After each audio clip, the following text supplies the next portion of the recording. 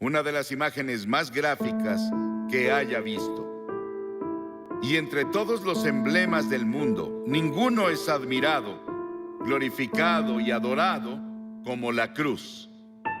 Fue el instrumento del sufrimiento de Cristo y de su muerte, y también el instrumento de nuestra salvación. La historia de la cruz es muy interesante porque se remonta a India, se remonta a China, mucho antes de que Cristo viniera. Y las víctimas, como saben, eran atadas a la cruz con cuerdas o sus manos eran clavadas y eran dejadas a morir.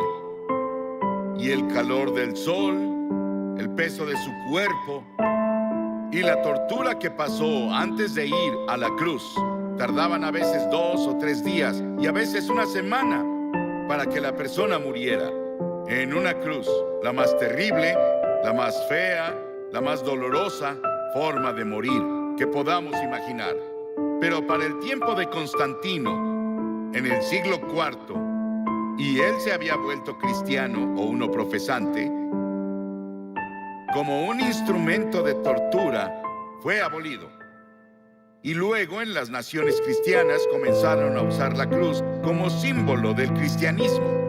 Era labrada en sus carretas, sobre lo que tenían, y la cruz se volvió el símbolo de todo lo que representaba el cristianismo. Y a través de organizaciones como la Cruz Roja, se ha vuelto un símbolo internacional de buena voluntad y ayuda a otras personas.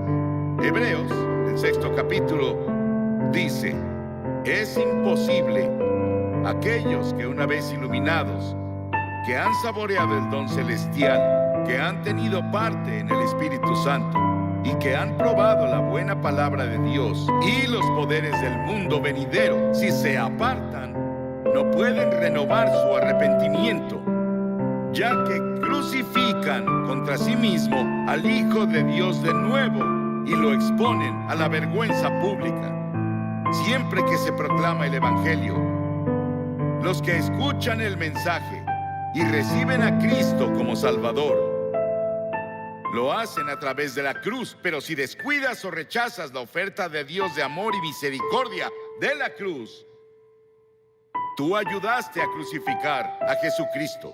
Por eso está mal decir que los judíos crucificaron a Cristo, como los cristianos decían principalmente en la Edad Media, y solían intentar convertir a los judíos a punta de espada, con una pistola en su cabeza o con un cuchillo en su cuello para intentar hacer que se convirtieran, porque decían que eran los asesinos de Cristo. Ellos no mataron a Cristo. ¿Sabes quién fue?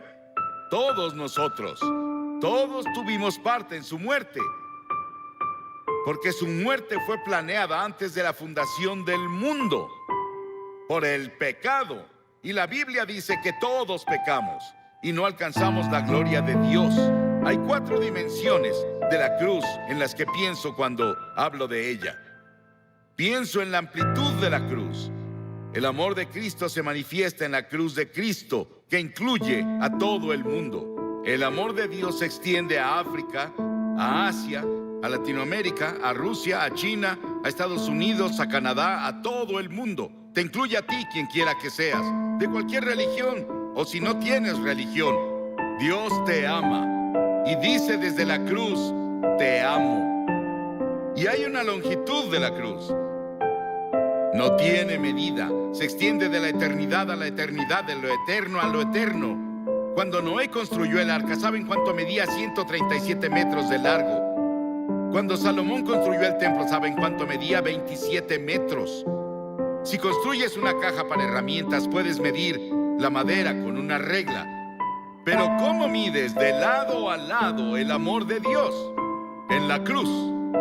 La Biblia dice, Pablo dice, que el amor de Dios sobrepasa todo conocimiento. No hay forma de que una mente finita comience a entender el amor de Dios que dio a su Hijo en la cruz para morir por ti.